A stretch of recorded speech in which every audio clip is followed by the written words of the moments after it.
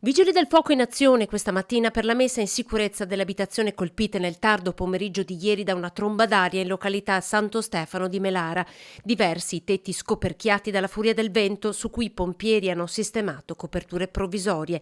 Il maltempo si è abbattuto soprattutto nel Veronese con diversi alberi caduti.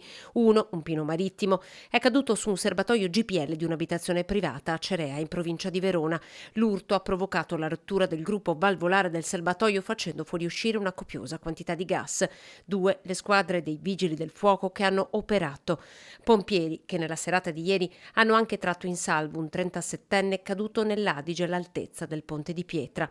L'uomo aveva nuotato fino all'altezza del Lungadige San Micheli. Qui è stato raggiunto da una corda della polizia.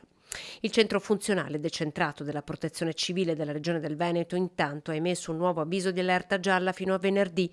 La criticità riguarda il permanere di livelli sostenuti lungo l'asta del fiume Adige.